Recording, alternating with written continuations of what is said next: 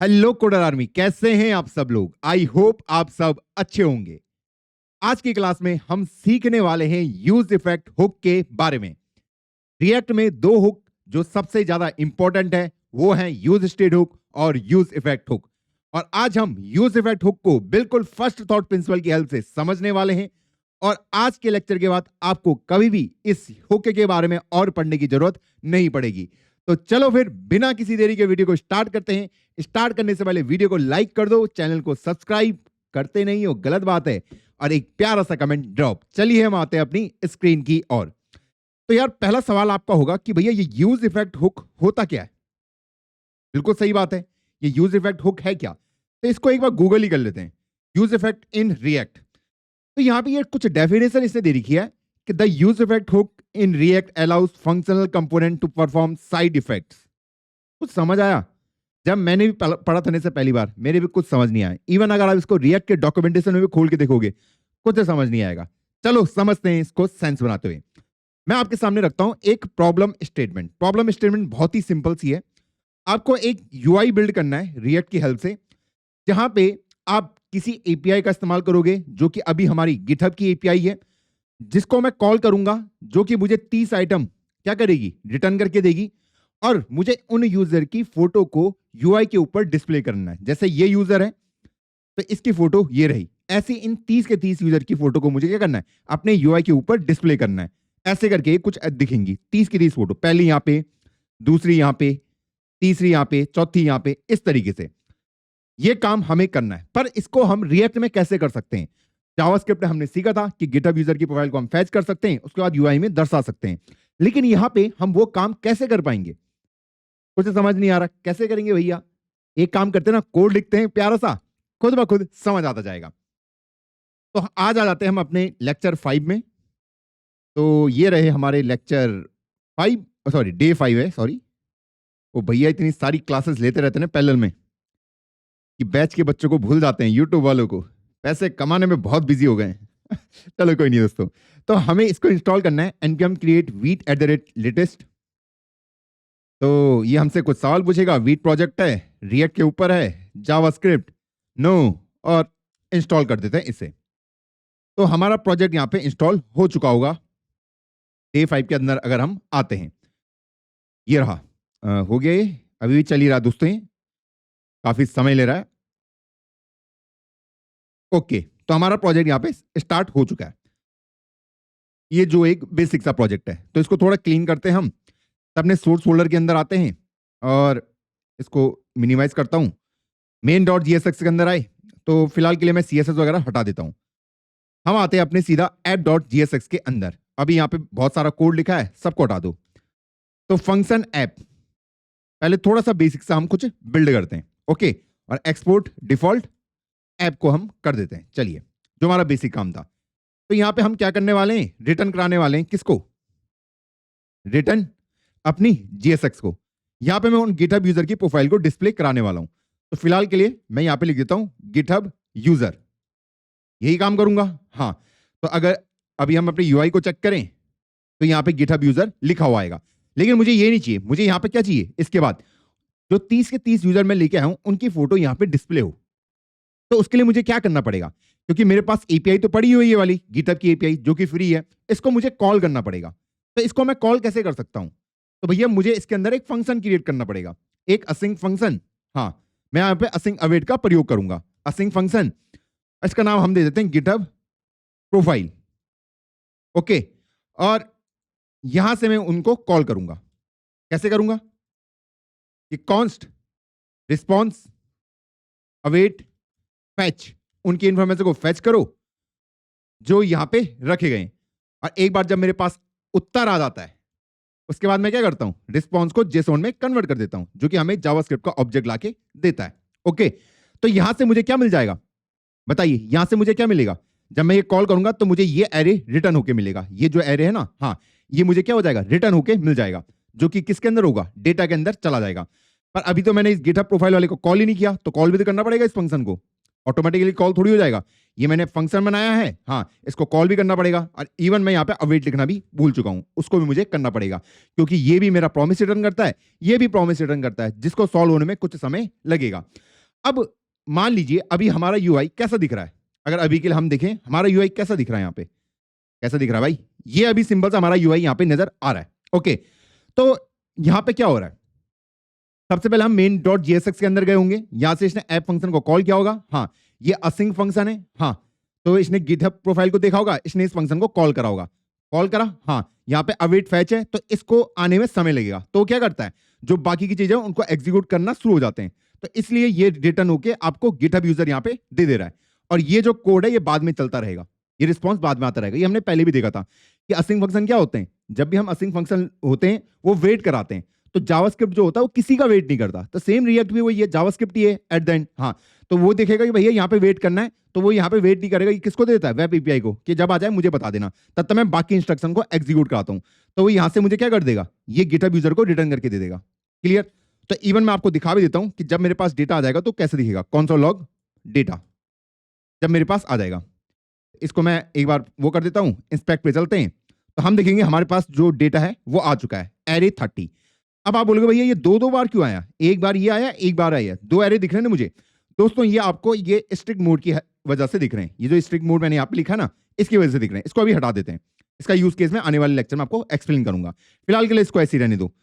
तो मैं अगर इसको रन करता हूं तो अब आपको वो एक ही बार दिखा है, और ये उन सारी यूजर की इंफॉर्मेशन रही। ओके, तो मतलब मुझे अपने यूआई में गिटहब यूजर तो दिख रहा है और मेरे पास डेटा भी आ चुका है, लेकिन अभी मैंने उसको यूआई पे नहीं दर्शाया, यूआई पे नहीं दर्शाया, तो मैं उसको यूआई पे कैसे दर्शाऊं, बताइए यहां पे मुझे क्या यूज करना पड़ेगा, क्या मैं यहां पे ऐसा कर सकता हूं, मुझे पता है ये डेटा क्या है, ये एक एरे है, एरे तो है ये जो मुझे रिटर्न करके देता है, ये जो मुझे रिटर्न करके दे एरे तो है ये, हाँ इसी एरे को मुझे डिस्प्ले कराना है अपने यूआई में, एक एक करके जितने भी इसके अंदर 30 की 30 ऑब्जेक्ट हैं उनकी फोटोज को, तो कैसे करा सकता हूं, तो भैया एक बार जब डेटा आ गया तो मैं ये बोल सकता हूं कि भैया मुझे इस अपने ऐप फंक्शन को दोबारा रीरेंडर करना पड़ेगा, रीरेंडर मतलब इस ऐप फंक्शन को दोबारा कॉल करना पड़ेगा, और इसको दोबारा कॉल कब किया जा सकता है, इसको दोबारा रीरेंडर कौन करता है, जो कि हमारे स्टेट वेरिएबल होते हैं वही तो करते हैं, हाँ तो मुझे यहां पे दोस्तों क्या बनाना पड़ेगा, अपने स्टेट वेरिएबल बनाने पड़ेंगे, तो कॉन्स्ट यूजर, और यहां पे मैं लिख दूंगा सेट यूजर, हाँ जी ये मुझे काम करना पड़ेगा ना, हाँ और यूज स्टेट हुक का हम प्रयोग करेंगे, और यूज स्टेट हुक में इनिशियल वैल्यू क्या जाएगी, इनिशियली तो एरे के अंदर कुछ है नहीं, तो एम्प्टी एरे इसके अंदर चला जाएगा। क्लियर है, जब मेरे पास गिटहब प्रोफाइल आ जाएंगी तो मैं क्या कर दूंगा, सेट यूजर को कॉल कर दूंगा, और जो भी मेरे पास डेटा है उसके अंदर कर दूंगा मैं, क्या मैं काम कर सकता नहीं कर सकता, बताइए एक बार दोबारा रिपीट, मेरे पास सिंपल फंक्शन ऐप था, ये क्या करेगा, सिंपल इस फंक्शन को कॉल करेगा, हाँ ये वेट करने के लिए कहेगा, रिएक्ट जावास्क्रिप्ट किसी का वेट नहीं करेगी, आगे बढ़ जाएंगी, तो ये सिंपल मेरे को जीएसएक्स रिटर्न करके दे देगा, जो आपको अपने यूआई पे भी दर्शाया जा रहा है यहाँ पे, ये गिटहब यूजर, और ये प्रोसेस बाद में एग्जीक्यूट हो जाएगी जब इसके पास आंसर आ जाएगा। ओके, अब मान लो जब इसके पास आंसर आ चुका है तो अब मुझे उसको अपने यूआई में दर्शाना है, वो किस फॉर्म में, एक एरे की फॉर्म में। ओके, लेकिन वो दर्शाया कब जाएगा, जब तक ये फंक्शन द्वारा रीरेंडर नहीं होगा, कॉल नहीं होगा, ठीक, हाँ तो रीरेंडर कौन करते हैं, जो मेरे पास स्टेट वेरिएबल होते हैं, क्या होते हैं, स्टेट वेरिएबल, इसलिए मैंने स्टेट वेरिएबल किसको लिया है, इसको लिया है, कॉन्स्ट यूजर, सेट यूजर, तो यूजर के अंदर मैं वैल्यू कैसे अपडेट कर सकता हूं, ऐसे करके कर सकता हूं, सेट यूजर, जो भी डेटा मेरे पास आए वो इसके अंदर अपडेट कर दो, किसके अंदर, यूजर्स के अंदर, इसको मैं यूजर्स लिख देता हूं, और इसको भी थोड़ा कैपिटल करके लिखता हूं, थोड़ा बेटर लगेगा, सेट यूजर्स, ओहो नहीं नहीं नहीं, अरे अरे अरे अरे भैया ये तो धोखा दे रहा है, हाँ चलिए, तो इसके अंदर अभी एरे, अब इस एरे को मुझे अपने यूआई के ऊपर क्या कराना है, डिस्प्ले कराना है, कैसे डिस्प्ले करा सकता हूं, मैं यहां पे डिव लिखते देता हूं, हाँ अब डिव तो मैंने लिख दिया, इसके अंदर मुझे उन 30 के 30 आइटम को दर्शाने, तो इसको मैं स्टाइलिंग कर देता हूं, स्टाइल में कैसे कर सकता हूं, जो भी उसकी 30 की 30 यूजर की इंफॉर्मेशन है उनकी फोटो को मुझे डिस्प्ले कराना है, तो यहाँ पे मैं क्या कर सकता हूं कि डिस्प्ले करा दो आप flex, okay, justify content center, ओहो मैं यहीं पे थोड़ी बहुत सीएसएस लिख दे रहा हूं, अलाइन आइटम्स कंटेंट नहीं भाई, सेंटर, ये मैं कर सकता हूं, हाँ भैया ये तो कर सकते हैं आप, अब फ्लेक्स रैप,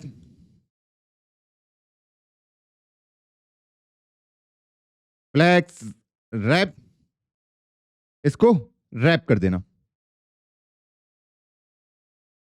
चलिए तो अब मुझे क्या करना है, ये जो एरे के अंदर डेटा है, जो अब यूजर्स के अंदर डेटा है, उसको मुझे यूआई पे डिस्प्ले कराना है। ओके, तो यहाँ पे मैं क्या लिख सकता हूं, ये इसको मुझे क्या करना है, डिस्प्ले कराना है।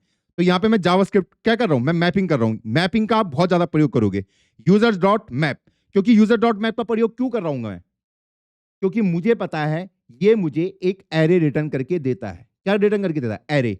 एरे ऑफ एलिमेंट मुझे यहाँ पे चाहिए होंगे। नहीं आ रहा समझ, अभी समझाओगे। तो यूजर डॉट मैप क्या करेगा, एक एक करके जो भी ये एलिमेंट यहाँ पे रखे गए उनको बाहर निकालेगा। ये यूजर्स तो हैं, ये 30 के 30, एक एक करके इनको बाहर निकालेगा। तो मुझे क्या करना है, यहाँ पे एक कॉल बैक फंक्शन आएगा, हाँ, यूजर, और ये इस तरीके से यहाँ पे ब्रैकेट, ताकि ये रिटर्न हो जाए मेरे पास। ओके, अब मैं यहाँ पे लिख सकता हूं जिसको मुझे रिटर्न कराना है।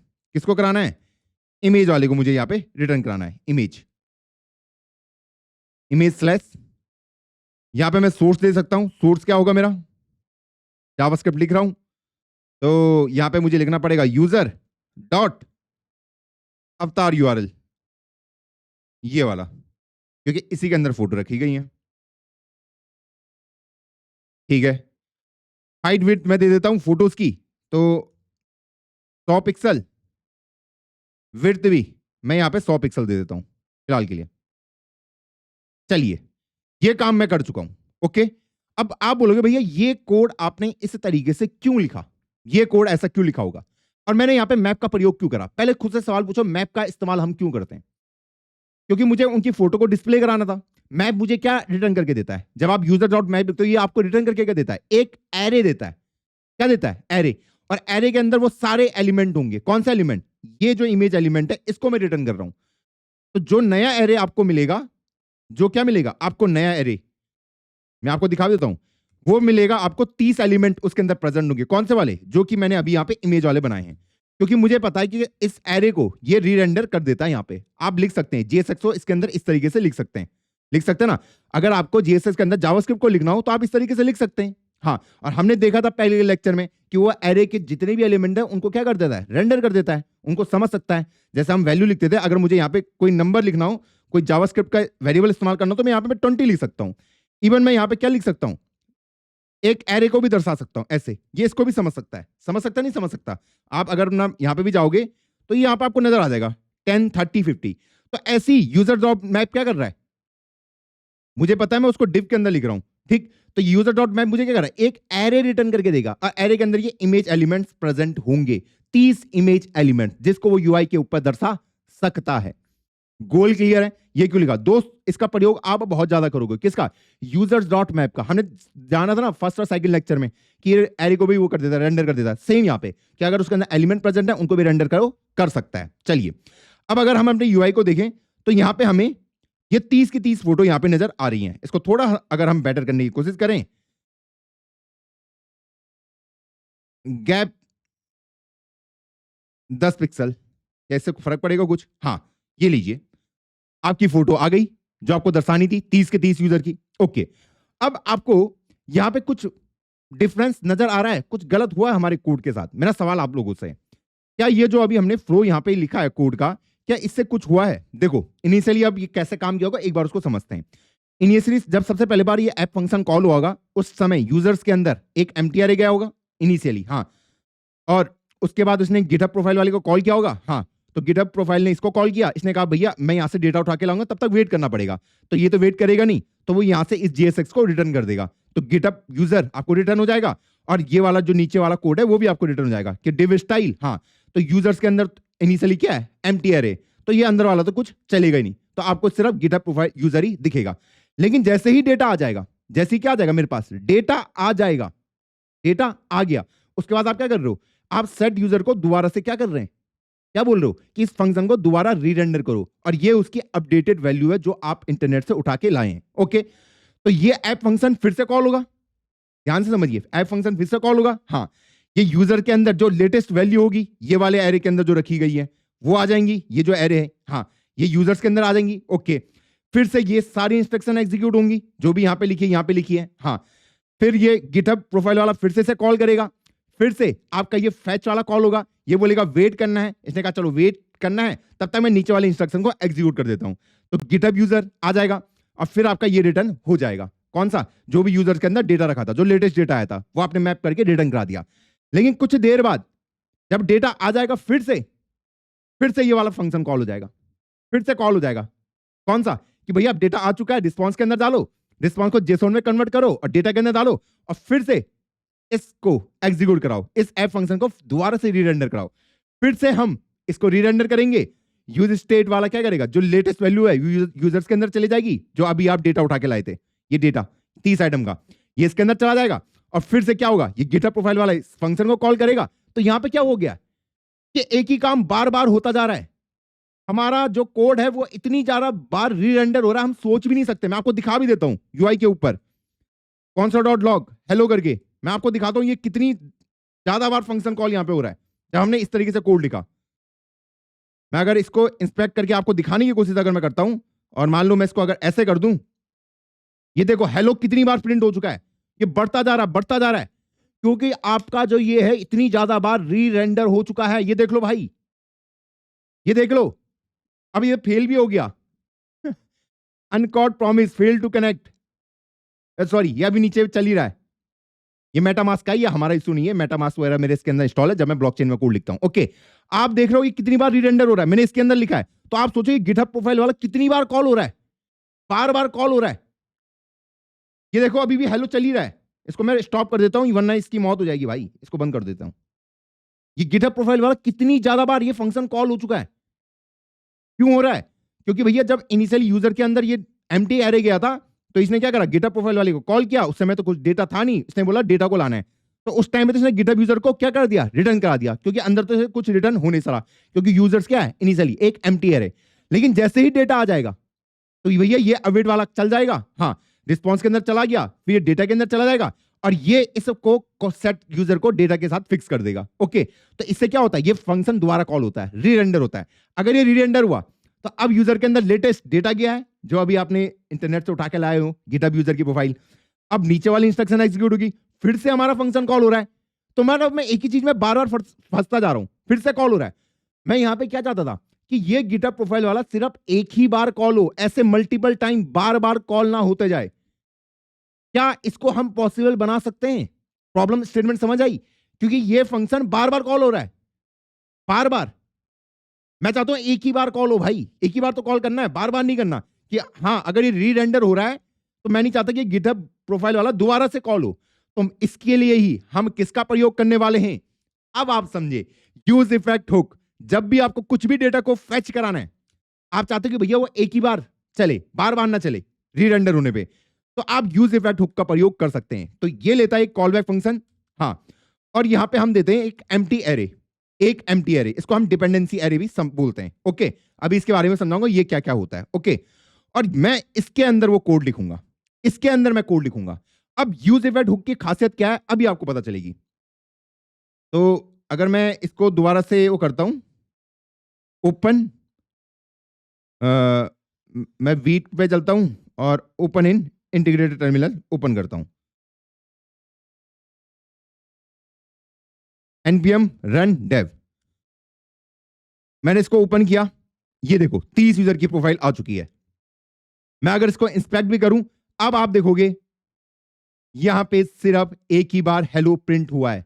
मतलब ये जो फंक्शन है यूज इफेक्ट वाले का अंदर का कोड, ये सिर्फ एक ही बार चला है, एक ही बार चला है, बार बार नहीं चला जैसे पहले चल रहा था। अब ये काम कैसे करता है उसको समझते हैं। देखो दोस्तों, यूज इफेक्ट हुक कैसे काम करता है।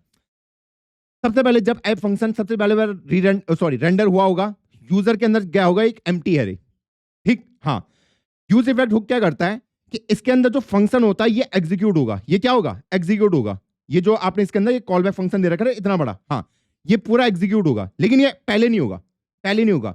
यूज इफेक्ट हुक के अंदर जो भी कोड लिखे होगा ये लास्ट में जाके एग्जीक्यूट होते हैं। क्या होते हैं, लास्ट में जाके एग्जीक्यूट होते हैं। तो अभी एग्जीक्यूट नहीं होगा, यूज इफेक्ट बोलेगा पहले बाकी का काम कर दो। ये इसीलिए इसको कहते हैं साइड इफेक्ट हुक।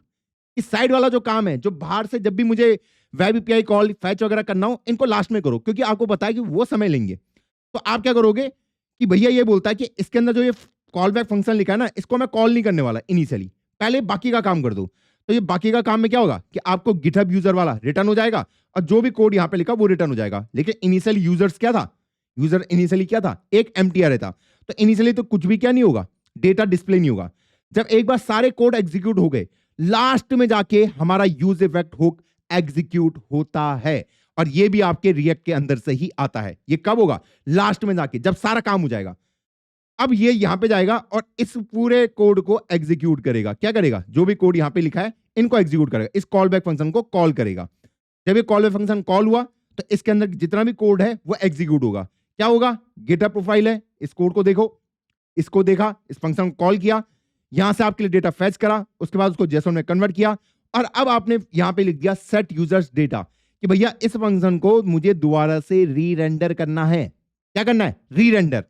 अब जब ये दोबारा से री रेंडर होगा, अब ये री रेंडर होगा तो इसमें क्या हो जाएगा? यूजर्स जो डेटा आप लेके आए हो उसकी लेटेस्ट वैल्यू जाएगी, जो ये डेटा आया है उसकी लेटेस्ट वैल्यू जाएगी ना। हाँ, तो री रेंडर में यूजर के अंदर लेटेस्ट वैल्यू गई। हाँ, अब यूज इफेक्ट हुक की खासियत यह है कि अगर आपने यहां पे एम्प्टी एरे दिया है, ये सिर्फ एक ही बार चलेगा, दोबारा री रेंडर होने पे ये चलेगा ही नहीं। यूज इफेक्ट हुक की सबसे बड़ी खासियत ये है, दिक्कत हमें यही आ रही थी ना कि जब मैंने गिटहब प्रोफाइल वाले को खुला छोड़ दिया था तो जितनी बार मैं री रेंडर कर रहा था उतनी बार ये कॉल हो रहा था।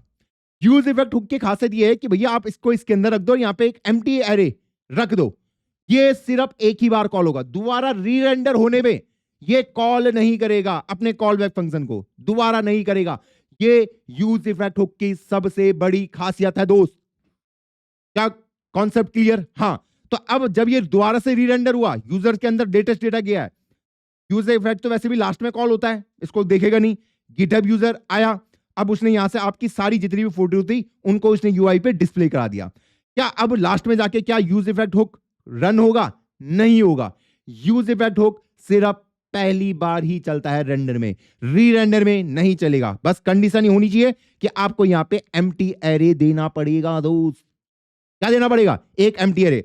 अगर आपने गलती से ये छोड़ दिया, गलती से भी, तो भैया ये फिर से नॉर्मल की तरह काम करेगा, जैसे नॉर्मल बिहेव करते हैं कि ये भी हर बार कॉल होगा। अगर आपने यहां पे ये एम्प्टी एरे देना छोड़ दिया, ये हर बार कॉल होगा, फिर हर बार। मैं आपको दिखा भी देता हूं,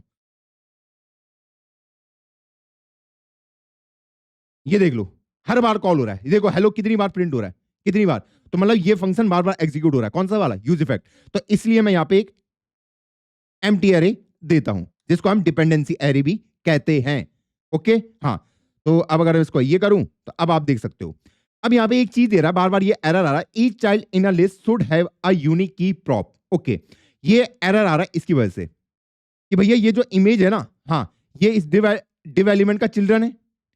ये जो डिव एलिमेंट है इसके चिल्ड्रन तो होंगे सारे, ये 30 के 30 जो भी इमेजेस आप क्रिएट कर रहे हैं। हाँ, ये कह रहा है इसके साथ एक की डाल दो, ये की ना यूनिक होनी चाहिए। क्या होनी चाहिए? यूनिक होनी चाहिए।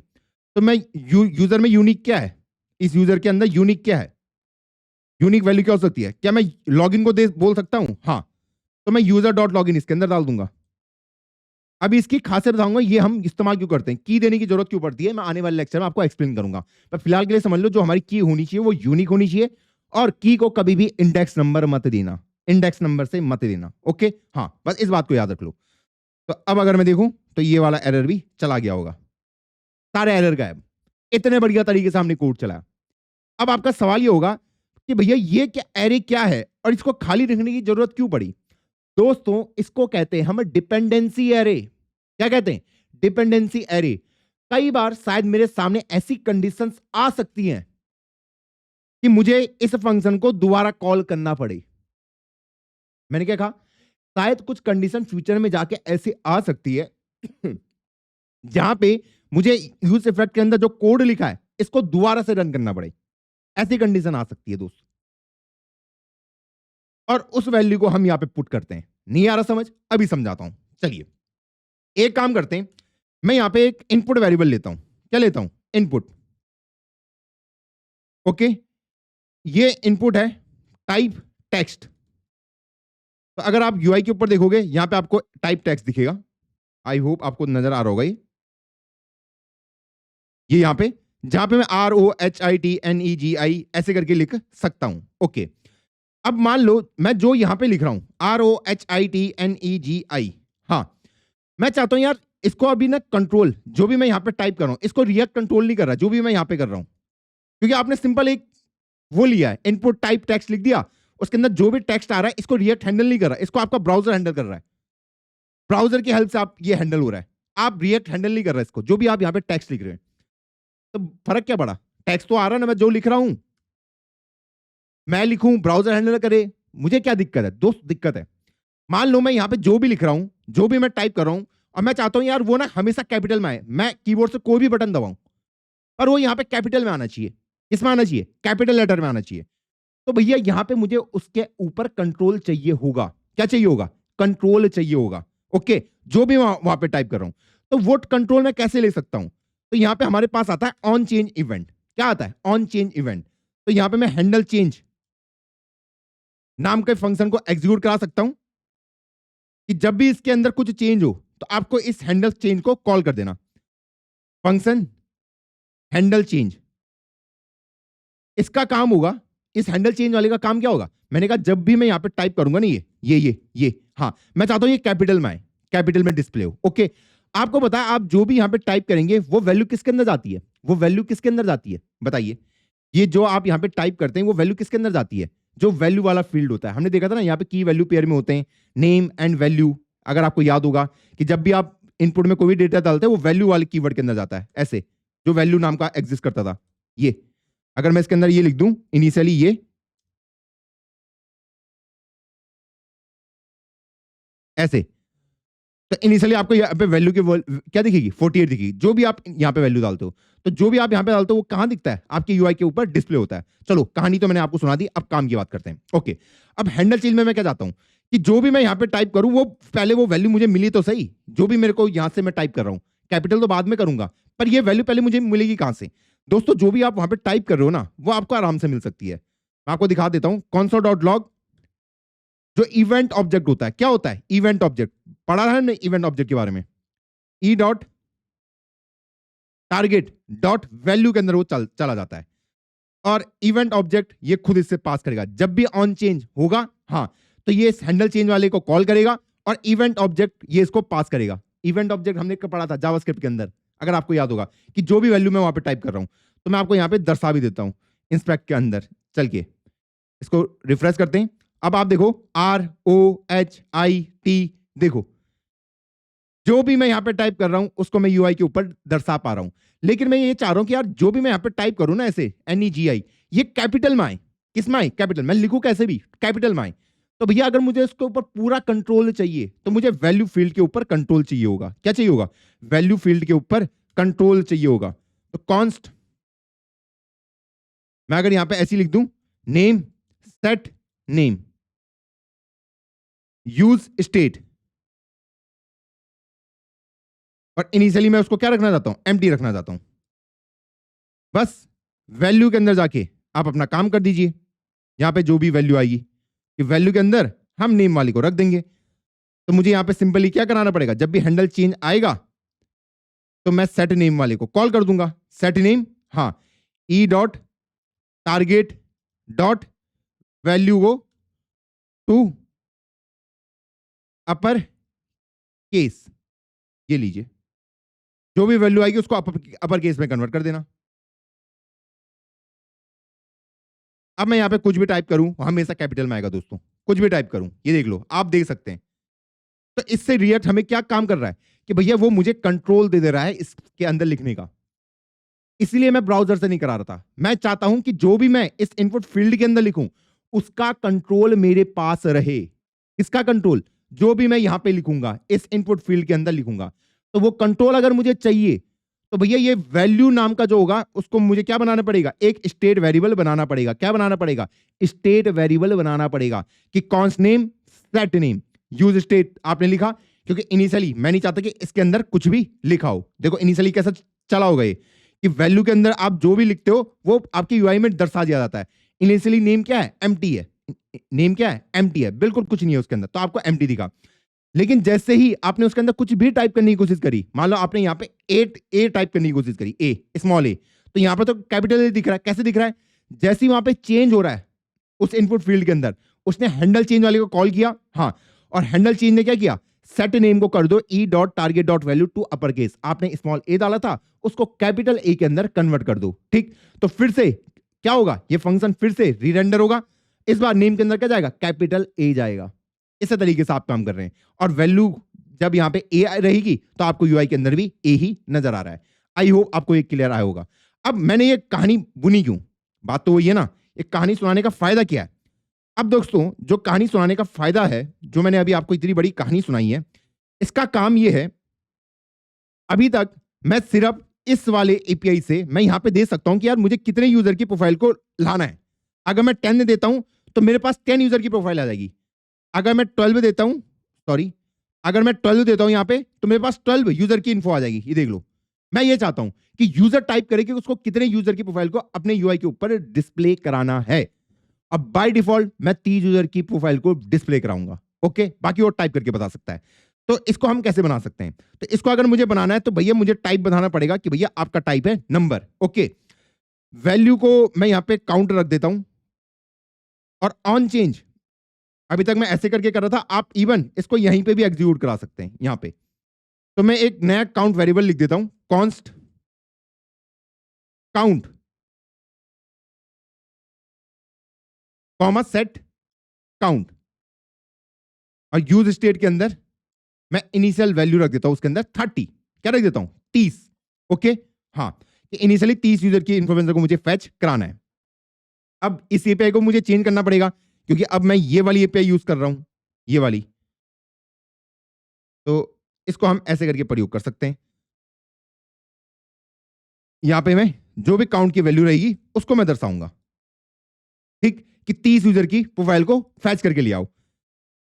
यहां पे काउंट, हाँ, अब यहां पे ये इस कॉल बैक फंक्शन देखो, ऑन चेंज क्या करता है, जैसे ही चेंज होगा आप इस कॉल बैक फंक्शन को एग्जीक्यूट करा देना, तो ये इवेंट ऑब्जेक्ट लेगा और इसको क्या करना, simple set count equal to e dot target dot value. आप यहीं पे भी वो काम करा सकते हैं, या तो आप हैंडल चेंज करके काम कराएं, या फिर आप उसको यहीं पे भी काम करा सकते हैं कि मैं आपको एक कॉल बैक फंक्शन दे दूं कि जैसे ही कोई चेंज हो आपको इस कॉल बैक फंक्शन को एग्जीक्यूट करा देना है। तो इस ऑन चेंज की जिम्मेदारी होगी इस कॉल बैक फंक्शन को एग्जीक्यूट कराने की। तो ये ई इसके अंदर जाएगा, तो सेट काउंट वाला इस वैल्यू को फिक्स कर देगा। अब इससे क्या बेनिफिट मिला देखते हैं। ये हमारा वीट का प्रोजेक्ट है, ये हमने अभी रिफ्रेश किया है, क्या इससे कुछ हो रहा है?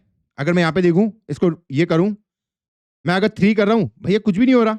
मैं चाहता हूं 3 पे सिर्फ 3 ही प्रोफाइल यहां पे विजिबल हो, पर हमें पता है कि जो हमारा यूज इफेक्ट होता है वो सिर्फ एक ही बार चलता है।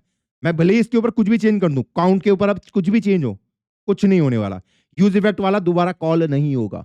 लेकिन मैं चाहता हूं कि जैसे ही इस काउंट वाले की वैल्यू चेंज हो रही है, जैसे अभी 3 है, फिर 5 है, या मैं 10 करता हूं, जैसे इस वेरिएबल, या ये कौन सा वेरिएबल है जो आपने काउंट ले रखा है, उसी को तो आप यहां पे दर्शा रहे हो, वैल्यू काउंट वाले को। हाँ, मैं ये चाहता हूं कि जैसे ये वैल्यू चेंज हो, ये यूज इफेक्ट वाला फंक्शन दोबारा से कॉल होना चाहिए। क्या होना चाहिए? दोबारा से कॉल होना चाहिए। ये वाला फंक्शन दोबारा से रीरेंडर होना चाहिए। मैं ये चाहता हूं किसके चेंज में, जैसे ही ये स्टेट वेरिएबल चेंज हो उस केस में। तो मैं क्या कर सकता हूं, इस अकाउंट को इसके डिपेंडेंसी के अंदर मार्क डाउन कर सकता हूं। इससे क्या होगा कि जब जब काउंट की वैल्यू चेंज होगी, ये यूज इफेक्ट वाला फिर से रीरेंडर होगा, ये वाला फिर से कॉल होगा। अगर मैं बेटर वे में बोलूं, दिखाऊं, अभी 10 है, मैंने अगर यहां पे 1 कर दिया, 1 2 20, देख रहे हो 20 यूजर, 25, क्या मैं 50 यूजर को दिखा सकता हूं?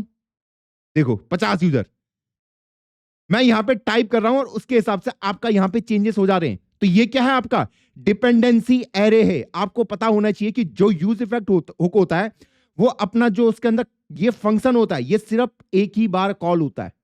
कब होता है कॉल? जब आपके सारे इंस्ट्रक्शन एग्जीक्यूट हो जाते हैं, लास्ट में जाके यूज इफेक्ट हुक कॉल होता है। उसके बाद आप कितने भी रीरेंडर कर लो, वो कभी अपने अंदर के इस कॉल बैक फंक्शन को एग्जीक्यूट नहीं करता है। लेकिन मैं यहां पे चाहता हूं कि ये इसको दोबारा से कॉल करे। किस केस में करे? मुझे यहां पे इस डिपेंडेंसी एरे के अंदर वो वैल्यू देनी पड़ेगी कि जब ये वैल्यू चेंज हो, ये स्टेट चेंज हो, तब मैं चाहता हूं कि ये वाला फंक्शन दोबारा से कॉल होना चाहिए। तो मैं कब चाहता हूं कि जब ये काउंट चेंज हो, तो ये यूज इफेक्ट वाला फिर से कॉल होना चाहिए, जो भी इसका कॉल बैक फंक्शन है। तो यहां पे देखो, मैं ये काम कैसे हुआ होगा मैं आपको बताता हूं। इनिशियली आपका ये 30 रहा होगा, इनिशियली मैं इसको रिफ्रेश करके दिखा देता हूं। ओके, मैं यहां पे आया, जैसे ही मैंने काउंट, अभी काउंट इनिशियली 30 था, जैसे ही काउंट 3 हुआ, क्या हुआ होगा आप खुद देखिए। जैसे काउंट की वैल्यू क्या हुई होगी, 3 हुई होगी, स्टेट चेंज हुई है आपकी, तो फिर से ये फंक्शन रिरेंडर होगा। हाँ, तो फिर से ये सारी इंस्ट्रक्शन एग्जीक्यूट होंगी, ये भी होगा। हाँ, यूज इफेक्ट हुक तो वैसे भी लास्ट में चलता है। हाँ, और ये सारा आपका क्या हो जाएगा, एग्जीक्यूट हो जाएगा। अब आएगा इसका नंबर, किसका, इसका नंबर। वो देखेगा कि क्या मेरे इसके अंदर काउंट की वैल्यू चेंज हुई है। प्रीवियस काउंट कितना था, ये वाला डिपेंडेंसी एरे को देखेगा, क्या डिपेंडेंसी एरे के अंदर जो वैल्यूज रखी हैं क्या उनकी वैल्यू चेंज हुई है। वो देखेगा पहले काउंट 30 था, अब 3 है। पहले काउंट क्या था, अगर आप देखोगे पहले काउंट था 30, अब काउंट क्या हो चुका है, 3 हो चुका है। तो जैसे ही वो देखेगा यार ये चेंज हो चुका है, जो उसके डिपेंडेंसी एरे वो चेंज हो चुका है, तो वो फिर से इस फंक्शन को क्या करेगा, कॉल करेगा, इस कॉल वे फंक्शन को एग्जीक्यूट करेगा जब जब ये वैल्यू चेंज होगी। अभी देखो ये 3 है। हाँ, जैसे ही मैं इसको 1 करता हूं, यहां पे 31 करता हूं, तो आप देखोगे यहां पे आपको 31 प्रोफाइल दिख गई। कैसे हुआ ये, जैसे ही आपने काउंट की वैल्यू को 31 किया, तो जैसे ही स्टेट वेरिएबल चेंज होता है, फंक्शन फिर से क्या होता है, रीरेंडर होता है। ओके, ये इंस्ट्रक्शन एग्जीक्यूट हुई, ये हुई, यूज इफेक्ट तो वैसे भी लास्ट में चलता है। हाँ, और इन सारी इंस्ट्रक्शन को एग्जीक्यूट कर देगा। अब आएगा यूज इफेक्ट हुक के पास, वो देखेगा क्या जो डिपेंडेंसी एरे है उसके अंदर की वैल्यू क्या चेंज हुई है। पहले क्या था, पहले वैल्यू क्या थी, 3 थी, अब काउंट की नई वैल्यू आ चुकी है, क्या आ चुकी है, 31। तो जैसे ही वो देखेगा कि हाँ ये वैल्यू चेंज हुई है, तो वो इस कॉल बैक फंक्शन को दोबारा कॉल करेगा। तो यहां पे आपको देना है कि भाई मैं अपनी कंडीशन में कब इसको कॉल करना चाहता हूं। जैसे अभी हमारे पास कंडीशन नजर आ रही थी, मैं यही तो चाहता था कि मैं चाहूं, जब चाहूं इस फंक्शन को कॉल कर सकता हूं एक पर्टिकुलर कंडीशन में। ये रही वो कंडीशन, ये कि जब ये वैल्यू चेंज होगी तब मैं इसको दोबारा कॉल करना चाहता हूं, वरना अगर ये एम्प्टी रहा तो ये यूज इफेक्ट हुक दोबारा काम नहीं चलेगा, दोबारा काम करेगा ही नहीं। क्या गोल क्लियर हुआ, क्या कॉन्सेप्ट चमका, मैं कहना क्या चाह रहा था। हाँ भैया, अब ये चमक चुका है कि यूज इफेक्ट हुक का काम क्या है। तो अब अगर आप इसका डेफिनेशन पढ़ेंगे, the use effect hook in React allow functional component to perform side effect, ये साइड इफेक्ट को परफॉर्म कर पाए, क्योंकि ये एक्सटर्नल काम है। वेब एपीआई कॉल करना, सॉरी फैच कॉल करना, बाहर से डेटा उठा के लाना, ये बाद वाले काम है। तो ये साइड इफेक्ट में आ जाते हैं। अब आप बोलोगे कि भैया ये और कहां कहां इस्तेमाल होता है, ये और कहां कहां इस्तेमाल होता है, ये भी बिल्कुल सवाल बिल्कुल जायज है। इसको मैं फिलहाल के लिए ये हटा देता हूं और इनको मैं डिलीट मारता हूं। ओके, एक प्रॉब्लम मैं आपके सामने और रखता हूं। मान लो यहां पे मैंने बना दिया क्लॉक डॉट जीएसएक्स, यहां पे मैं एक कॉल क्लॉक दिखाना चाहता हूं, फंक्शन क्लॉक रिटर्न और एक्सपोर्ट डिफॉल्ट क्लॉक, ये मैंने यहां पे लिख दिया। ओके, हाँ, तो भाई यहां पे मैं क्या दर्शाना चाहता हूं उसकी एक बार बात कर लेता हूं। मैं यहां पे रिटर्न कराना चाहता हूं टाइम को, कि जो करंट टाइम चल रहा है इस क्लॉक को मैं क्रिएट करना चाहता हूं, जो भी अभी हमारे सिस्टम के अंदर करंट टाइम चल रहा है। तो इसको मैं इंपोर्ट कर लेता हूं, यहां पे इंपोर्ट क्लॉक फ्रॉम यहां से, और इस क्लॉक वाले को मैं यहां पे रेंडर करा देता हूं। ये लीजिए, तो इसको एक बार दोबारा से रन करते हैं। हाँ, जब भी आप इसको रन करते हो ना, आप ये देख लेना वीट प्रोजेक्ट वाले को ही ओपन इन इंटीग्रेटेड टर्मिनल करें, वरना फिर रोगे कि भैया आपने सही नहीं कराया। अरे अरे अरे अरे अरे अरे अरे अरे, ये क्या कर दिया मैंने। Okay, open in integrated terminal, हाँ अब चला ना। चलिए, अभी देखिए हमारे यहाँ पे कोई भी टाइम डिस्प्ले नहीं हो रहा है, तो मैं अपने यूआई के अंदर टाइम को कैसे डिस्प्ले करा सकता हूँ, एक डिजिटल टाइम कि अभी करंट टाइम कितना चल रहा है, समय को दर्शाना है मुझे क्लॉक के अंदर। तो क्या मैं यहाँ पे लिख सकता हूँ, मुझे क्या बनाना पड़ेगा, एक स्टेट वेरिएबल बनाना पड़ेगा, क्योंकि टाइम बार बार चेंज होता रहेगा। यहाँ पे जो भी मैं यहाँ पे टाइम दर्शाऊंगा वो हमेशा, तो यहाँ पे मैं क्या बना सकता हूँ, एक स्टेट वेरिएबल बना सकता हूँ, कॉन्स्ट टाइम सेट टाइम, और यूज स्टेट हुक। इसको किससे इनिशियलाइज करना पड़ेगा, टाइम से, जो अभी करंट टाइम मेरा चल रहा है। तो new date to local time string. Okay, मैं सिर्फ टाइम को दर्शाना चाहता हूं। ये रहा आपका काम। ओके, तो अगर अभी हम देखें तो अभी मेरी घड़ी में यहाँ पे 10:43 AM नजर आ रहा है। ओके, लेकिन मुझे यहाँ पे क्या करना है, इस वैल्यू को बार बार अपडेट मानना है। टाइम वाले को मुझे हर एक सेकंड में क्या करना है, अपडेट करना है। अभी तो ये फिक्स क्लॉक है 10:43 AM, तो यहाँ पे मैं किसका प्रयोग कर सकता हूँ, सेट इंटरवल का प्रयोग कर सकता हूँ, सेट इंटरवल का। हाँ भैया, क्योंकि हर इंटरवल में वो इस स्टेट वेरिएबल को अपडेट करता रहेगा। तो सेट इंटरवल क्या लेता है, एक कॉल बैक फंक्शन। हाँ, ओहो, नाराज नहीं, नाराज नहीं, भैया पे गुस्सा नहीं करना दोस्त, और इसको हर एक सेकंड में एग्जीक्यूट करना है। तो यहां पे मैं लिख सकता हूं कि हर एक सेकंड के बाद सेट टाइम को ये बना देना कि सेट टाइम, ये लीजिए। इसमें क्या दिक्कत आई, सेट इंटरवल। सेट इंटरवल क्या करता है कि इस फंक्शन को हर एक सेकंड में एग्जीक्यूट करते रहना। और ये एग्जीक्यूट कौन करेगा, ये काम कौन करता है मेरे लिए, क्योंकि देखो रिएक्ट का काम क्या होगा, रिएक्ट इस कोड को देखेगा, सेट इंटरवल देखा उसने इस कॉल बैक फंक्शन को, और इसको किसको दे देता है, जो हमारी वेब एपीआईज होती हैं, जो कि ब्राउजर हैंडल करता है। तो अब आप देखोगे यहां पे टाइम बड़े मस्त तरीके से क्या हो रहा है, अपडेट हो रहा है। तो बन गई क्या हमारी डिजिटल क्लॉक। हाँ भैया बन गई। यहां पे क्या हुआ, ये फंक्शन क्लॉक था, हाँ, टाइम गया और इसके अंदर ये वैल्यू गई, तो इनिशियली आपको टाइम दिख गया। लेकिन ये सेट इंटरवल वाला भी क्या होगा, एग्जीक्यूट होगा। इसको एग्जीक्यूट कौन करेगा, इसको एग्जीक्यूट कौन करता है, ये मेरा क्या हो गया, ये मेरी जावास्क्रिप्ट हो गई। हाँ, तो भैया मैं इसको किसको दे देता हूं, अपनी वेब एपीआई को दे देता हूं, जो कि ब्राउजर हैंडल करता है। कि वेब एपीआई को बोल दिया, जो हमने पहले भी पढ़ा था कि इस सेट इंटरवल के अंदर जो ये फंक्शन है, इसको मुझे हर एक सेकंड के बाद मुझे बता देना, क्योंकि इस फंक्शन को मुझे हर एक सेकंड में क्या करना है, कॉल करना है। किसको, इसको, कि सेट टाइम न्यू, इसको मुझे एग्जीक्यूट कराना है। ये जो कॉल बैक फंक्शन है, ये जो कॉल बैक फंक्शन है, इसको हर एक सेकंड के बाद क्या करना है, एग्जीक्यूट करना है। तो वेब एपीआई इसको हैंडल करता है। उसके बाद क्लॉक होती है, तो वो आपको बताता रहेगा हर एक सेकंड के बाद कि एक सेकंड कंप्लीट हो चुका है, इस सेट टाइम वाले को एग्जीक्यूट कर दो, इस सेट टाइम वाले को एग्जीक्यूट कर दो। और सेम आपकी जावा रिएक्ट के साथ भी करेगा, इस सेट टाइम के अंदर जो भी कोड आया है इसको एग्जीक्यूट कर दो। कौन हैंडल करता है, वेब एपीआई। तो ये भी एक्सटर्नल काम है। इसको कौन हैंडल कर रहा है, आपकी जो वेब एपीआईज होती हैं, console.log, फैच, वो सब यही तो काम करती, यही तो करता है काम। यही तो आपके लिए डेटा उठा के लाता है। जब आप फैच भी लिखते हो, फैच से डेटा कौन लाता है, आपका रिएक्ट थोड़ी ना उठा के लाता, ये फैच वाला ही लाता है, क्योंकि एक्सटर्नल है। वो आपके लिए डेटा उठा के ले आता है, जैसी डेटा आता है आपको सिग्नल दे देता है कि आपका डेटा आ चुका है। इसको मैं जीएस बोलूं या रिएक्ट बोलूं, दोनों है तो एक ही चीज।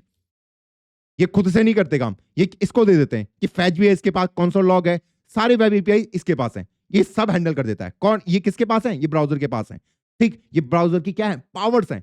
तो भैया जब भी आपको फैच करना हो, तो आप फैच को इसको बोल दे दो कि भैया मेरे डेटा फैच करके लिया, डेटा फैच आ जाए तो मुझे बता देना। तो जैसी डेटा आ जाता है ये इसको बता देता है। सेम कि भैया मुझे हर एक सेकंड के बाद इस फंक्शन को कॉल करना है, तो आपका जावास्क्रिप्ट यहां पे बैठ के वेट ही नहीं करेगा, क्योंकि जावास्क्रिप्ट क्या है, सिंगल थ्रेडेड है। वो एक बार में एक ही टास्क क्या कर सकता है, एग्जीक्यूट कर सकता है। ओके, तो अगर वो एक बार में एक ही टास्क एग्जीक्यूट करेगा, तो वो इसके लिए तो नहीं बैठेगा कि वो यहाँ पे टाइम गिनते बैठेगा कि अच्छा 1 सेकंड हो चुका है, इसको एग्जीक्यूट करो, 2 सेकंड हो चुके हैं, फिर तो बाकी काम कर ही नहीं पाएगा। सिंगल थ्रेडेड का मतलब ही है एक बार में एक ही टास्क। तो अगर वो सिर्फ साइड इंटरवल वाले को हैंडल करने लग गया, तो उसका काम तो तमाम हो जाएगा। तो इसको कौन हैंडल करता है, जो आपकी वेब एपीआईज होती हैं। जावास्क्रिप्ट क्या है, सिंगल थ्रेडेड है, एक बार में एक ही टास्क एग्जीक्यूट होगा।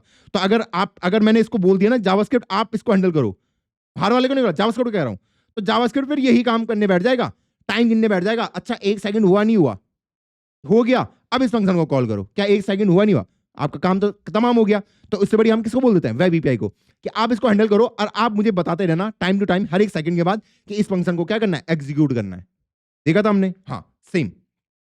अब इंटरेस्टिंग चीज देखते हैं, अगर मैं इसके अंदर console.log हाई लिखता हूं, अभी तो आपको लग रहा है यार सब बढ़िया चल रहा है मेरा कोड, सब कुछ फर्स्ट क्लास।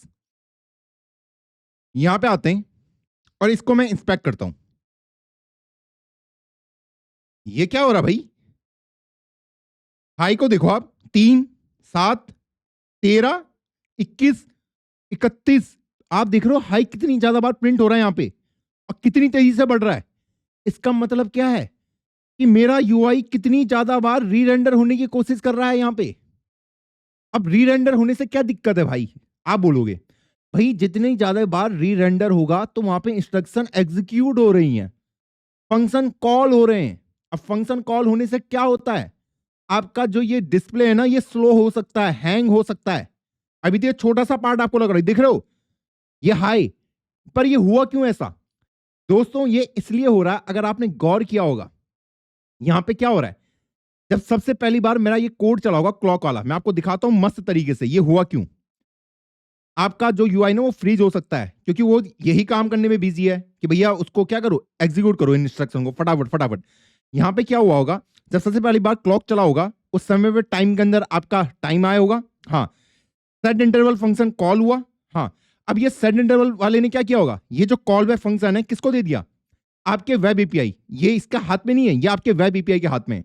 तो इसके पास एक सेट इंटरवल जा चुका है, ठीक है, एक जा चुका है। इसका काम क्या होता है जैसे ही 1 सेकंड हो जाए ये कॉल बैक फंक्शन इसको दे दे, ओके, क्योंकि ये हैंडल करता है सेट इंटरवल को, ओके। और उसके बाद उसने नीचे वाली इंस्ट्रक्शन एग्जीक्यूट करी होंगी कि करंट टाइम हमारा ये रहा जो आपके यूआई में डिस्प्ले हो गया। जैसे ही 1 सेकंड कंप्लीट हो गया तो क्या हुआ होगा, आपके पास ये कॉल बैक फंक्शन आया होगा, आपने ये एग्जीक्यूट कर दिया होगा, आपके रिएक्ट ने, आपके जावास्क्रिप्ट ने, ओके। उससे क्या हुआ होगा कि उसने कहा कि भैया जो नया सेट टाइम है वो ये रहा। जब नया सेट टाइम आपका एग्जीक्यूट होगा तो क्या होता है, फिर से ये फंक्शन क्या होगा, री रेंडर होगा। या अगर फिर से री रेंडर होगा तो ये एग्जीक्यूट होगा, हाँ।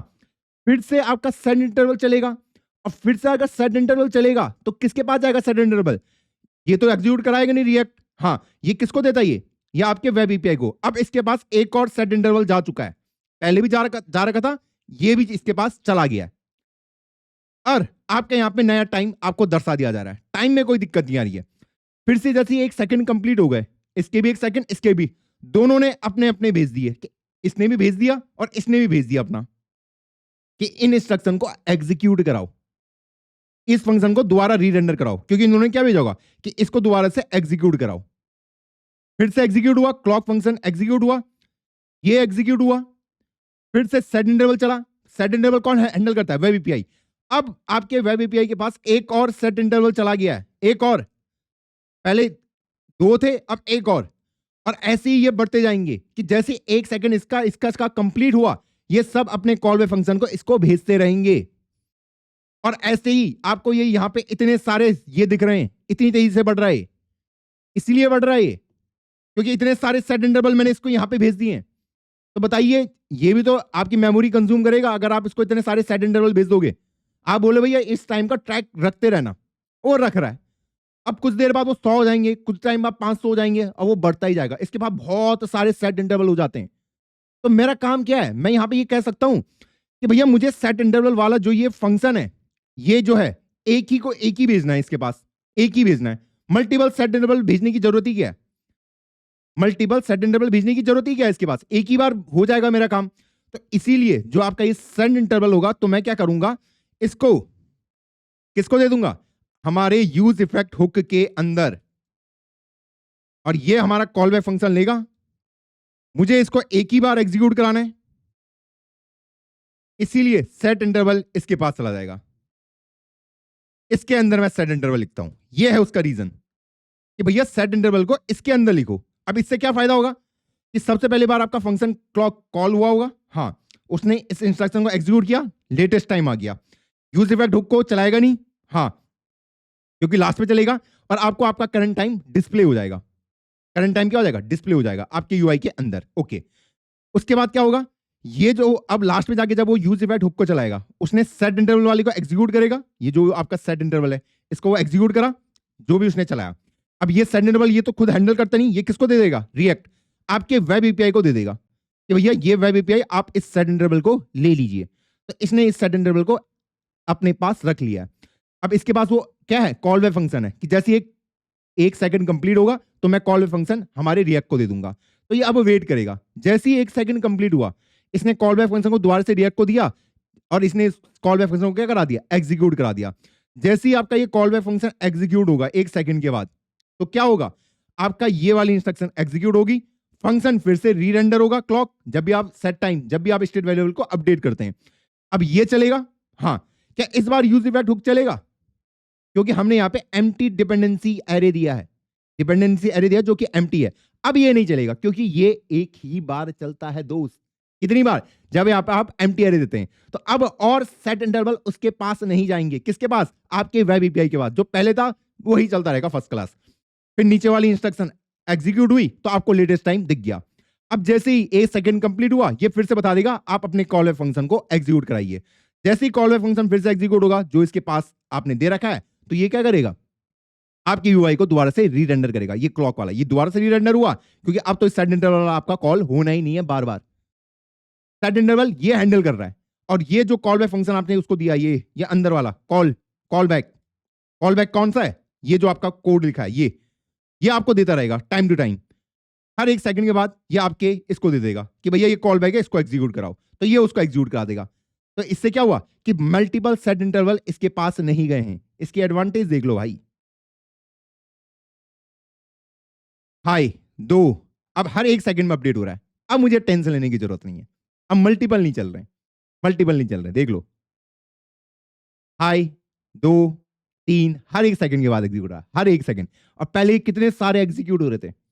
Goal clear. हाँ, अब दोस्तों एक और चीज हमें यहाँ पे और ध्यान रखनी पड़ती है। क्या ध्यान रखनी पड़ती है उसकी मैं बात करता हूं।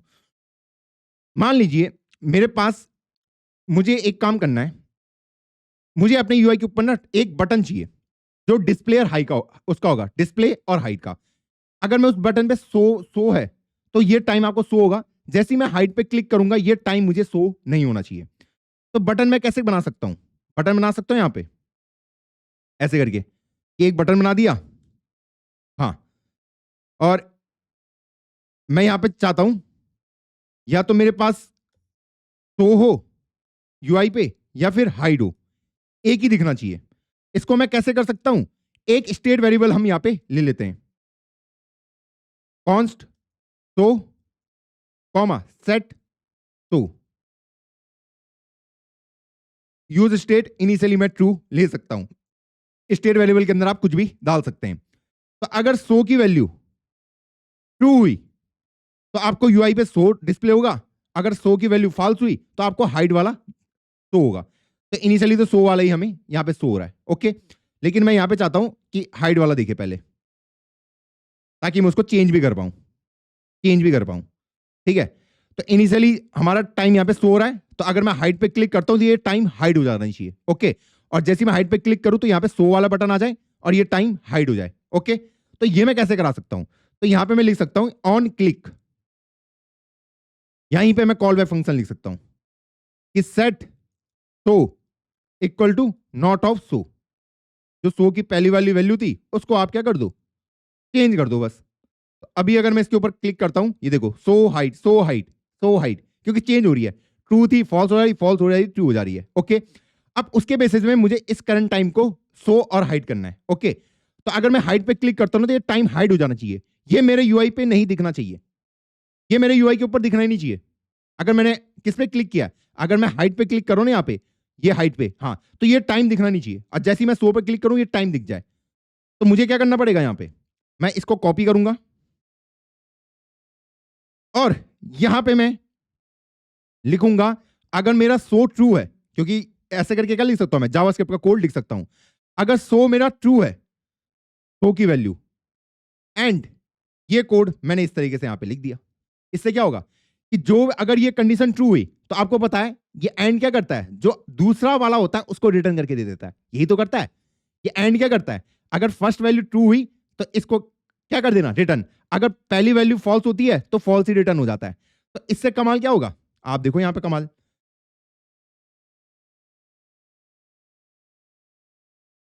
देख रहे हो। हाँ, तो अब आपको यहां पे दिख रहा है। अब देखो यहां पे एक चीज और देखो, जब मैं हाइड कर रहा हूं बटन तो हाइड हो जा रहा है, लेकिन वो सेट इंटरवल वाला कोड अभी भी चल रहा है, वो सेट इंटरवल वाला कोड अभी भी चल रहा है, सेट इंटरवल वाला कोड अभी भी चल रहा है। देखो हाई हाई हाई हाई, क्योंकि सेट इंटरवल को कौन चला रहा था, आपका वेब एपीआई चला रहा था। वो कोड अभी भी चल रहा है, अभी भी चल रहा है, देख लो। सेट इंटरवल कौन हैंडल कर रहा है, वेब एपीआई। तो मुझे जैसे ही मैं यहां पे ये चाहता हूं कि जैसे ही मेरा ये काम मैं यहां पे कर रहा हूं, जैसे मैं हाइड कर रहा हूं, तो मैं अपने वेब एपीआई को बोल दूं कि जो सेट इंटरवल महाराज आपके पास पड़ा हुआ है उसको हटा दीजिए, उसको क्या कर दीजिए, हटा दीजिए, वरना मेरी फालतू की मेमोरी जा रही है। जब मैं टाइम को शो कर ही रहा हूं तो ये कैलकुलेट क्यों हो रहा है, ये कैलकुलेट क्यों हो रहा है, ये तो फिर भी चल ही रहा है, ये कोड तो चल ही रहा है, क्योंकि सेट इंटरवल को कौन हैंडल कर रहा है, आपका वेब एपीआई। तो यहां पे मैं बोल सकता हूं, एक काम कर सकता हूं, मैं इसकी डिपेंडेंसी डाल देता हूं शो के ऊपर, ओके। जब भी शो की वैल्यू चेंज हो, अब यहां पे सेट इंटरवल की मैं एक आईडी को ले लूंगा, const interval ID equal to, और यहां से आप यूज इफेक्ट हुक से आप रिटर्न करा सकते हैं कॉल बैक फंक्शन। क्या करा सकते हैं? एक कॉल बैक फंक्शन को रिटर्न करा सकते हैं। तो क्लियर इंटरवल करके अगर आप इस इंटरवल की आईडी को दे देते हो इसके अंदर, तो ये इंटरवल आपका क्या हो जाएगा? क्लियर हो जाएगा। मतलब आपका जो रिएक्ट है वो इसको सिग्नल दे देगा कि जो सेट इंटरवल आपने रख रखा है उसको हटा दीजिए। वो कौन करेगा? अगर आपके पास ये सेट इंटरवल पड़ा हुआ है, इसको वेब एपीआई हैंडल कर रहा है, हाँ, तो रिएक्ट को कुछ वो देना पड़ेगा, इशारा देना पड़ेगा कि भैया इसको क्या बोल दो, अपनी वेब एपीआई को बोल दो कि भैया सेट इंटरवल को क्या कर दो, क्लियर कर दो। तो उसके लिए आपको ये कॉल बैक फंक्शन लिखना पड़ेगा, क्लियर इंटरवल आप लिखोगे और जो इस सेट इंटरवल की आईडी है वो आप पास कर दोगे। सिंपल, इतना ही आपको करना पड़ता है जिससे वो क्लियर हो जाए। अब मैंने यहाँ पे 100 क्यों लिखा? यहाँ पे मैंने 100 क्यों लिखा? देखो, जैसे ही मैं 100 लिखूंगा, क्योंकि 100 के बेसिस में मुझे इसको चेंज करना है, हाँ, तो यहां पे मैं यूज इफेक्ट हुक के अंदर ऐसा लिख सकता हूं कि अगर मेरा 100 फॉल्स हुआ तो भैया अंदर वाले को, नीचे वालों को कुछ भी करने की जरूरत नहीं है। लेकिन अगर 100 की वैल्यू ट्रू हुई तो नीचे वालों को चला देना, नीचे वालों को चला देना। तो ये क्लियर इंटरवल क्या करता है? आपकी घड़ी को क्या कर सकता है? क्लियर कर सकता है। तो अगर मैं अब आपको करके दिखाऊं, अभी ये हाई चल रहा है, 2 हो गया, जैसे ही मैं हाइट करूंगा अब ये चलना भी बंद हो जाएगा, चलना भी बंद हो गया। जैसे ही मैं 100 करूंगा अब ये फिर से चलना शुरू हो गया। ये इसका बेनिफिट है। अब ये चल कैसे रहा है? ये चल कैसे रहा है? देखो दोस्तों, यूज इफेक्ट हुक दो ही चीजें आपका रिटर्न करेगा। पहला, या तो वो कुछ रिटर्न ना करे। दूसरा, अगर वो रिटर्न कर रहा है तो एक कॉल बैक फंक्शन रिटर्न करे। क्या रिटर्न करे? एक कॉल बैक फंक्शन। ये मैंने क्या कहा? आपका यूज इफेक्ट हुक या तो कुछ रिटर्न ना करे, जैसे मैंने इस केस में कुछ रिटर्न नहीं कराया। अगर ये रिटर्न करता है तो एक कॉल बैक फंक्शन ही रिटर्न करे। क्या रिटर्न करे? एक कॉल बैक फंक्शन, जो कि ये रहा। अब ये कॉल बैक फंक्शन कब एग्जीक्यूट होता है? अब ये कॉल बैक फंक्शन एग्जीक्यूट होता है, क्या ये तुरंत हो जाता है कि भैया आपने यहां से ये कोड चलाया सबसे पहली बार, किस टाइम, सेट टाइम, हाँ, और ये नीचे कोड चला होगा और उसने उसके बाद लास्ट में ये यूज इफेक्ट हुक चल गया होगा, क्योंकि जब फर्स्ट टाइम ये रेंडर होगा तो यूज इफेक्ट हुक तो चलेगा चलेगा। लेकिन फर्स्ट टाइम 100 की वैल्यू क्या थी? ट्रू थी। ओके, 100 की वैल्यू क्या थी? ट्रू। तो ये तो चलेगा नहीं। हाँ, नीचे आया, इसने सेट इंटरवल फिक्स कर दिया। अब हर एक सेकंड के बाद ये वाला फंक्शन एग्जीक्यूट होगा। ओके, और उसने इसको रिटर्न करा दिया, इसको रिटर्न करा दिया। अब रिएक्ट क्या करता है उसको ध्यान से देखना। रिएक्ट इसको पता कब चलाएगा? रिएक्ट इस कोड को कब चलाएगा? इसको ऐसा नहीं कि आपने इसको रिटर्न कर दिया तो रिएक्ट इसको सीधा तुरंत एग्जीक्यूट करेगा, नहीं। रिएक्ट इसको तब रन करेगा कि जब उसे लगेगा कि अब जैसे ही 100 की वैल्यू चेंज होगी, जो भी आपकी डिपेंडेंसी एरे, जैसे ही इसकी वैल्यू चेंज होगी तो जो वो इसके चेंज होने से पहले इस इंस्ट्रक्शन को एग्जीक्यूट करेगा। मैं बोलने का मतलब क्या है? मान लो आपके पास इनिशियली 100 की वैल्यू क्या थी? ट्रू थी। ओके, हाँ, तो आपका सेट इंटरवल चला, सेट इंटरवल चला। ओके, और उसका जो कॉल बैक था क्लियर इंटरवल वाला, हाँ, इसको उसने रजिस्टर कर लिया, रिएक्ट ने इसको रजिस्टर कर लिया। अभी ये रन नहीं होगा, सेट इंटरवल वाला हो गया, इसको अभी ये रन नहीं करेगा क्योंकि अभी मुझे इसको एग्जीक्यूट कराने की जरूरत भी नहीं है। क्लियर इंटरवल क्या करता है? क्लियर इंटरवल इसको इंडिकेट कर देगा कि जो इंटरवल आप चला रहे हो उसको हटा दीजिए। ओके, अभी इनिशियली 100 की वैल्यू ट्रू है। अब मान लो कुछ टाइम बाद जैसे ही आपने 100 वाले बटन को क्लिक करने की कोशिश करी, ये वाला, ये ऐसे करके, जैसे ही आपने उसकी वैल्यू को चेंज करी, क्योंकि उसके डिपेंडेंसी एरे के अंदर वो प्रेजेंट है, डिपेंडेंसी एरे के अंदर प्रेजेंट है, आप ध्यान से देखिए, ये इसके डिपेंडेंसी एरे के अंदर प्रेजेंट है। तो जैसे ही इस डिपेंडेंसी एरे की वैल्यू चेंज होती है, उससे पहले रिएक्ट क्या करता है? जो प्रीवियस ये वाला कोड था, जो ये क्लियर इंटरवल जो कॉल था, इसको एग्जीक्यूट करेगा। जैसे ही 100 की वैल्यू क्या होती है? चेंज होती है। मान लो 100 की वैल्यू हो गई अब फॉल्स, हाँ, जो प्रीवियस डिपेंडेंसी होती हैं, जो प्रीवियस साइड इफेक्ट होते हैं, उनको वो एग्जीक्यूट करता है। तो भैया जैसे ही 100 को आपने फॉल्स किया तो उस फॉल्स होने से पहले वो पहले इसको चलाएगा, इसको रिएक्ट चलाएगा, और वो इसको इंडिकेट कर देगा कि भैया जो सेंड इंटरवल आपके पास पड़ा है प्लीज उसको डिलीट कर दीजिए, इसलिए आपको यूआई में नजर नहीं आया। ओके, अब जैसे ही 100 की वैल्यू फॉल्स हो गई तो क्या होगा? मेरा स्टेट चेंज हुआ है, स्टेट चेंज होने में क्या होता है? फंक्शन फिर से रीरेंडर होता है, हाँ, तो ये रीरेंडर होगा। यूज इफेक्ट हुक तो वैसे भी लास्ट में चलता है, हाँ, वो देख लेगा कि भैया इनको एग्जीक्यूट कराओ, हाँ, और उसके बाद यूज इफेक्ट हुक को मुझे चलाना है। 100 की वैल्यू क्या है? फॉल्स है।